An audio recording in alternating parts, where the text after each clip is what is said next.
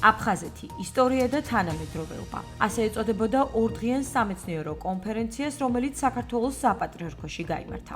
ღონისძიება უწმინდესისა და უნიტარესის სრულიად საქართველოს კათოლიკოს პატრიარქის, მცხეთა-თბილისის მთავარეპისკოპოსის და ბიჭვინთისა და ცხუმ-აფხაზეთის მიტროპოლიტის ილია მეორეს ლუცხვა კურთხევით ჩატარდა. სამეცნიერო კონფერენციის მონაწილეებს მისასალმებელი სიტყვით მიმართა საპატრიარქოს ტახტის მოსაყდრემს, სენაკისა და ჩხოროწყუს მიტროპოლიტმა შიო. სამღვდელოების წარმომადგენლებმა, ისტორიკოსებმა და ანალიტიკოსებმა აფხაზეთის ისტორიასთან და თანამედროვე გამოწვევებთან დაკავშირებულ საკითხებზე მოხსენებები წარადგინეს და თემებთან დაკავშირებით ერთმანეთს საკუთარი მოსაზრებები გაუზიარეს. საქართველოს საპატრიარქოში გამართულ სამეცნიერო კონფერენციას აფხაზეთის ავტონომიური რესპუბლიკის უმაღლესი საბჭოს თავმჯდომარე ჯემალ გამახარია. აფხაზეთის ავტონომიური რესპუბლიკის იძულებით გადაადგილებულ პირთა მინისტრი დავით ფაცეცია. აფხაზეთის ავტონომიური რესპუბლიკის განათლებისა და კულტურის მინისტრი დავით მორგოშია და იუსტიციისა და სამოქალაქო ინტეგრაციის საკითხებში აფხაზეთის მინისტრ გიორგი ძიგუა ესწრებოდნენ. ჩვენ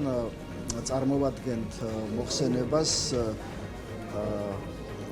აი ესეთი ცნობილი პოლიტიკური და სახელმწიფო მოღვაწის, როგორიც იყო აკაკი ჩხენკელი, მისი მამა, სასულიერო პირი, სამურზაყანოს თავარხუცესი, ბლაგოჩინი ეგრეთ წოდებული, მამაშვილი ამ შემთხვევაში ეწეოდა ძალიან აქტიურ საქმიანობას სამურზაყანოში, რომელიც მიმართული იყო რუსული ასიმილატორული პოლიტიკის წინააღმდეგ.